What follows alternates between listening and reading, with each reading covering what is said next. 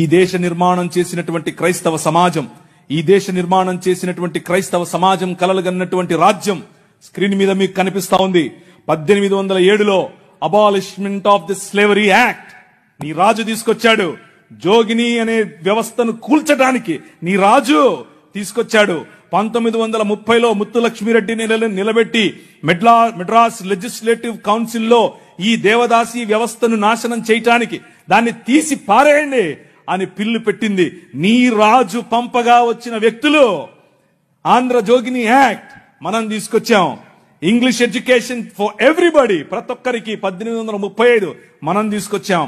1795 right to property, అంతకు ముందు ఎవరు భూములు కొనటానికి లేదు. బడుగు బలహీన వర్గాలు భూములను స్వాధీనం చేసుకునేవాళ్ళు. నీకేంద్ర రే మల్లిగా అనేవాళ్ళు, నువ్వెవర రే ఈరిగా అనేవాళ్ళు, నువ్వెవర రే బయటుండు, నువ్వు మా ఇంటికి రావద్దు, నీ నీడ పడద్దు అన్నారు. కానీ నీ రాజు నీకు అధికారం ఇచ్చాడు. భూమి కొనుక్కునే అధికారం, భూమిలో పండించుకునే అధికారం, పండించిన దాన్ని తినే అధికారం నీది. అంతకు ముందేమయ్యేది, భూమి తీసుకుని కష్టపడి మంచిగా పనిచేసి ఇంత పండు వండిన తర్వాత వస్తాడు అయ్యగారు, ఏట్రా ఇదేటి బాబండింది, అమ్మగారి కాలంటే ఇచ్చిరాపో అంటే నోరు మూసుకొని ఇవ్వాలి అంతే. అదే చట్టం. కానీ ఈరోజు అది కాదు. నువ్వు పండించింది నువ్వు తింటావు, నువ్వు పండించింది నీ పిల్లలు తింటారు, నువ్వు పండించింది ధైర్యంగా నీకోసం పెట్టుకుంటావు, పొదుపు చేసుకుంటావు. కారణం ఏమిటి? నీ రాజు, రాజులకు రాజు, ప్రభువులకు ప్రభువు, కైసర్ అగస్తస్ మరియు కైసర్ తిబేరియస్ల ప్రతినిధి అయిన పిలాతు ముందు నిలబడుకొని నా రాజ్యము నీ రాజ్యము లాంటిది కాదని చెప్పాడే ఆ రాజు. Right to property, right to education, abolishing killing children, చిన్న పిల్లలను కొనుక్కొని వెళ్లేవాళ్ళు. రాజమండ్రి ఆయన ఒకసారి రాశారు, ఈ దాన్ని ఏమంటారు, కాటన్ గారు ఆయనకు రాసినటువంటి కాటన్ గారి గురించి రాసినటువంటి పత్రిక ఒక పుస్తకంలో ఇలా రాసిందట. ఏంటంటే వాళ్ళ ఇంట్లో పనిచేసేటట్టు ఒక ఆయమను వచ్చి ఒక ₹1 ఇవ్వమ్మా అని అడిగింది. ఆ రోజుల్లో ₹1 ఎందుకమ్మా అంటే, నేను వెళ్ళి రాజమండ్రిలో ఒక ఆడపిల్లను కొనుక్కొచ్చుకుంటాను అంటుంది. ఏంటి కొనుక్కొచ్చుకుంటావా? ఎందుకు? అది మన పరిస్థితి ఆ రోజుల్లో. పిల్లలు నమ్ముకునేటటువంటి బతుకులు, తినటానికి లేని బతుకులు, పిల్లలు నమ్ముకునేటటువంటి బతుకుల నుండి నీ రాజు, నువ్వు అమ్మటానికి వీలు లేదు, నువ్వు చంపటానికి వీలు లేదు. నిర్మాణం కట్టాలంటే పిల్లల్ని చంపరారు, ఏదైనా రోడ్డు వేయాలంటే పిల్లల్ని చంపుతారు, రక్తం పడాలంటారు. ఇలా పిల్లలను, మన పిల్లలను చంపుతూ ఉంటే ఆపింది నీ రాజు. Right to education 1913. నువ్వు పెళ్లి చేసుకుంటే నీ భార్య 7 రాత్రులు బ్రాహ్మణుడితో పడుకోవాలి. ఇది ఈ దేశ చట్టం. నువ్వు నల్లగా ఉన్నావట, నీకు దాన్ని ఏమంటారు బట్టతలు ఉందంట, రింగులు ఎంటుకలు ఉన్నాయంట, కాబట్టి నువ్వు దాసుడివి, దస్యుడివి, నువ్వు రాక్షసుడివి, నువ్వు మ్లేచ్ఛుడివి. కాబట్టి నీ జీవితాన్ని మార్చాలంటే, కాబట్టి నీ వంశాలు మంచిగా మారాలంటే బ్రాహ్మణుడితో నీ భార్య పడుకోవాలి. కలిగే పిల్లలు ఎలా ఉంటారు? అప్పుడు ఆర్యీకరణ జరుగుతుంది. కృణ్వంతో విశ్వమార్యం అన్నారు. అంటే అర్థం ఏంటి? ఈ ప్రపంచం మొత్తాన్ని కూడా ఆర్యీకరణ చేయాలి అన్నది వారి రాజ్య కళ. The kingdom of Rama, but the kingdom of God, దేవుని రాజ్యం ఏమందో తెలుసా? ఎవరితో పడుకోవక్కర్లేదు. My blood is enough, I will cleanse you from all sin. ప్రతి పాపము నుండి యేసు రక్తము నిన్ను కడిగి పరిశుద్ధునిగా చేస్తుంది.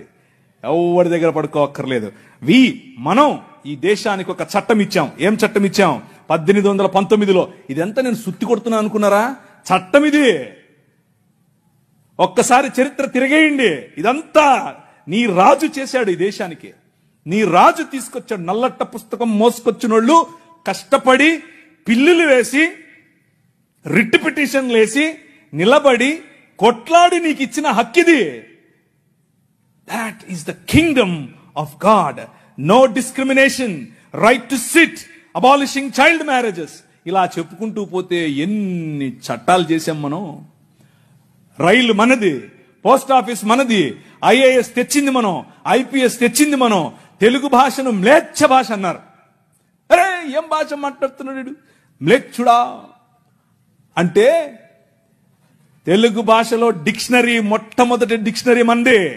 మీ నాయన రాజు, ద కింగ్, మనం ఇచ్చాం. CP brown, he was a machinery. ఆయన కలెక్టర్ మాత్రమే కాదు, మిషనరీ.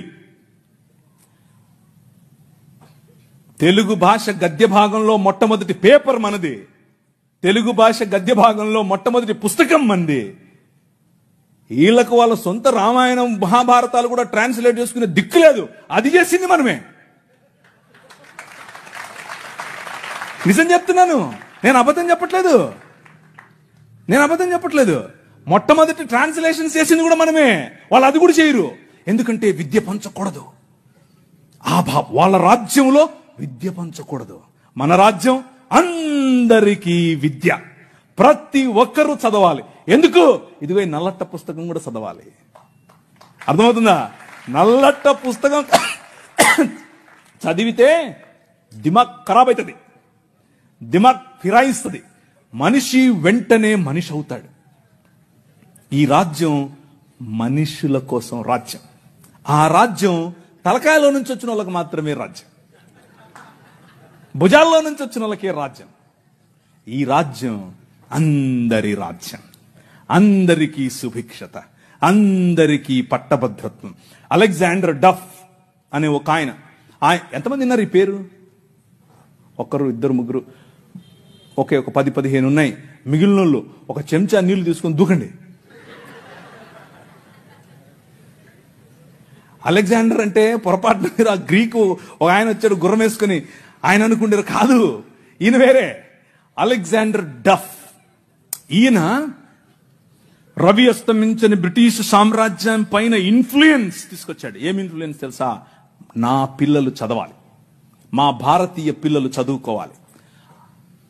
వీళ్ళు అన్నారు, ఎందుకు, మాకు అవసరం లేదు, మీ పాశ్చాత్య విద్యతో మేమేం చేస్తాం, మేము మంత్రాలు చదువుతాం. ఆయన అన్నాడు, మంత్రాలకు చింతకాయలు నైరాల్తా హై.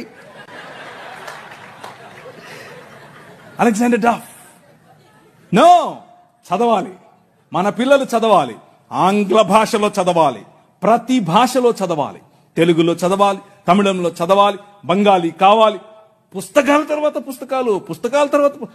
ఈ అలెగ్జాండర్ డఫ్ యొక్క ఇన్ఫ్లుయెన్స్ కారణం చేత ఈశ్వరచంద్ర విద్యాసాగర్, అలాగే రాజా రామ్మోహన్ రాయ్ ఇలాంటి వాళ్ళు నిలబడి, ఎస్, మా పిల్లలు చదవాలి, మా పిల్లలు కూడా చదవాలి, మంత్రాలకు మేమేం చేసుకోవాలి, అవసరం లేదు, ఎల్లమ్మకు పుల్లమ్మకు పోయి మీరు చదువుకోండి అని యూనివర్సిటీస్ ఒకే సంవత్సరంలో, అటువైపు మెడ్రాస్ యూనివర్సిటీ, ఇటువైపు బాంబే యూనివర్సిటీ, ఇటువైపు శ్రీరాంపూర్ యూనివర్సిటీగా ఈ రోజు ఏదైతే ఉందో బైబిల్ కాలేజ్ అనుకుంటున్నారో అది ఆ రోజు కల్కటా యూనివర్సిటీ. 3 యూనివర్సిటీలు స్థాపించటానికి వెనకుండి పనిచేసింది ఈ అలెగ్జాండర్ డఫ్. ఈయన ప్రభావం, ఈయన ఇన్ఫ్లుయెన్స్ కారణం చేత మెకాలే అనే ఒక వ్యక్తిని ఈ దేశానికి పంపించారు. పోయి చూసి రాపో బాబు, అసలు చదువు అవసరమా లేదా. ఆయన ఇచ్చినటువంటి నివేదిక, ఎస్, అందరూ చదవాలి. ఇంతమంది కూర్చొని ఉన్నారు, బైబిల్ సంకలో పెట్టుకుని ఓ వెళ్ళిపోతున్నారు, బాగుంది. కానీ ఏడి ఒక్క అలెగ్జాండర్ డఫ్? మీ ఊరి ఎమ్మెల్యేని ఇన్ఫ్లుయెన్స్ చేసే దమ్ముందా నీ దగ్గర? మీ ఊరి ఎంపీ దగ్గర నిలబడుకొని మాకు ఇది కావాలి అని అడిగే దమ్ముందా నీ దగ్గర? అలెగ్జాండర్ డఫ్ నీ కోసం కొన్ని 100 సంవత్సరాల క్రితం నీ పిల్లల కోసం ఆలోచించాడు. ఎలా కట్టాం మీ దేశాన్ని తెలుసా? దూరదృష్టి, దూరంచే యుద్ధవాసనను పసిగట్టడం. యోబు గ్రంథంలో రాసినట్టు, గుర్రమును చూచితివా, అది వాడి రౌతును తిరస్కరిస్తుంది, తలతలలాడు ఈటెలను మెలమెలలాడు ఆ బల్లెములను చూసినప్పుడు రా రా అని ఉద్దండ కోపముతో మిడతల వలె గంతులేసి ముందుకెళ్తుంది. యుద్ధం అంటే దానికి అంత ఇష్టం. ఏది, ఎక్కడున్నారు అలెగ్జాండర్ డఫ్లు? రైజా, ఇంతవరకు పాట పాడారు, లే నిలబడు, లే నిలబడు. ఎప్పుడు నిలబడతావు ఇంక నువ్వు? నీ చరిత్ర. డాక్టర్ బాబాసాహెబ్ భీమ్రావ్ అంబేద్కర్ గారి మాట అన్నారు. ఆయన కూడా ఒక చోట నేర్చుకున్నదే, మనమే నేర్పాం. The king of this world నేర్పాడు. ఏమన్నారు తెలుసా? చరిత్ర, నీ చరిత్ర తెలుసుకోకపోతే నువ్వు చరిత్రలో లేకుండా పోతావు. ఇది నీ చరిత్ర. ఇది నువ్వు ఈ దేశానికి, ఈ దేశ నిర్మాణంలో నువ్వు సాధించినటువంటి చరిత్ర. దారా యాక్ట్ 1879. దారా అంటే డెక్కన్ అగ్రికల్చరల్ రిఫార్మ్స్ యాక్ట్, దాని పేరు. ఆ రోజుల్లో స్వరాజ్యం లోకమానుడు ఉన్నాడు కదా ఆయన అన్నాడు, ఏమన్నాడు, ఆయన ఎందుకు అంతటానికి, ఎవరికి? పేదలు, బడుగు, బలహీన వర్గాలు వెళ్ళి దాన్ని ఏమంటారు, దున్నుకుంటామయ్యా అంటే, సరే దా. అదేదో ఆ రోజుల్లో సినిమా వచ్చింది, సబ్బు పౌడరు చూపించి వాళ్ళ దగ్గర భూములు తీసుకునేవాడు. ఆ టైప్ ఇడు. అలా చేస్తూ ఉంటే క్రైస్తవ మిషనరీలు అప్పుడున్నటువంటి డెక్కన్ ప్రాంతానికి రాజు అయినటువంటి హైదరాబాద్ హయాంలో వాళ్ళ దగ్గరికి వెళ్ళి ఇన్ఫ్లుయెన్స్ చేసి, నో అలా కాదు, అలా ఉండడానికి వీల్లేదు, దే ఆర్ పెసెంట్స్, వాళ్ళకి అంతంత వడ్డీకి రుణాలు ఇస్తే వాళ్ళు ఎట్లా కడతారు, వాళ్ళు ఎలాగూ కట్టలేరు.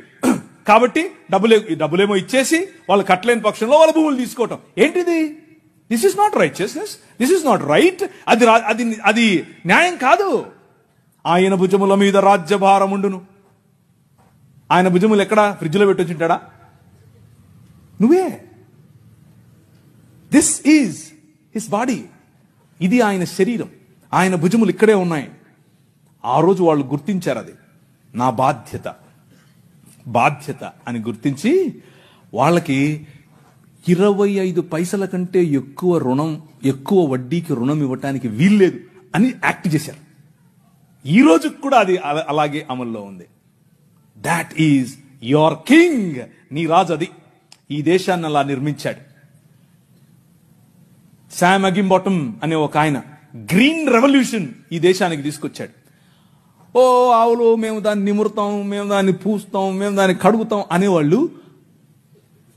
కొంతమంది సిమ్ కార్డు బాబాలు ఉన్నారు, ఈ మాటలే అంటుంటారు.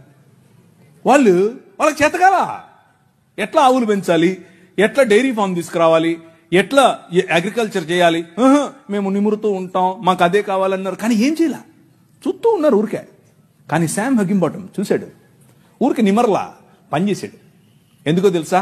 యువర్ కింగ్, నీ రాజు భావజాలం వేరు. ఊరికే దాన్ని పట్టుకోనేది కాదు ఆయన రాజ్యం.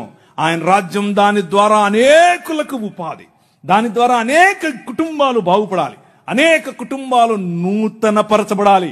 ఆయన 21వ అధ్యాయం ప్రకటన గ్రంథం 3, 4, 5 వచనాల్లో సింహాసనాసీనుడైన వాడు ఈ విధముగా సెలవిచ్చుచున్నాడు, ఇదిగో నేను సమస్తమును నూతనపరచుచున్నాను. కృతాకాశము కృత భూమిగా తయారు చేసేటటువంటి అగ్నిలో పుటము వేసి బయటకు తీసినట్లుగా ఈ ప్రపంచాన్ని పునరుత్థానము చెందించే పనిలో నిన్ను నన్ను వాడుకుంటున్నాడు.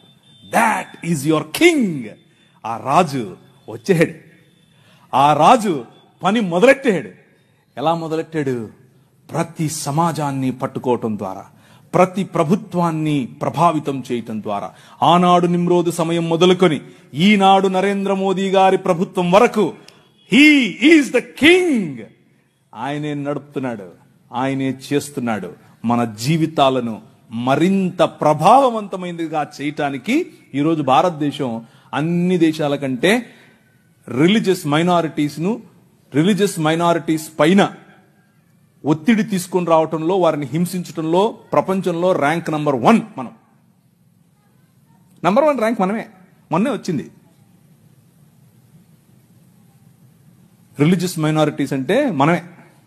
మనలను హింసించటంలో భారతదేశం నంబర్ 1. పాకిస్తాన్ కాదు, ఆఫ్ఘనిస్తాన్ కాదు, సోమాలియా కాదు, ఎవరు కాదు, భారతదేశమే. చచ్చిపోయిన వాళ్ళను కూడా గుంత తవ్వి బయటకు తీస్తున్నారు ఛత్తీస్గఢ్లో. ఎందుకు చేస్తున్నారో తెలుసా? ఇదంతా భయం.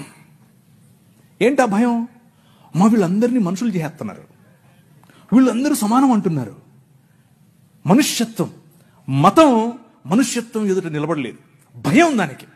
మతానికి నిజమైన మనిషిని చూస్తే భయం. నిజమైన మనుష్యులను తయారు చేసేటటువంటి దేవుని రాజ్యం, నిజమైన మనుష్యత్వాన్ని ఈ ప్రపంచంలో వెలుగుగా ప్రకాశింపచేయటానికి పిలువబడినటువంటి దేవుని రాజ్యం. ఆ రాజ్యం నిలబడాలి, ఆ రాజ్యం పోరాడాలి, ఆ రాజ్యం భయంకరమైనటువంటి ఈ ఒడుదుడుకులలో కూడా నిలబడాలి. అలా నిలబడటానికి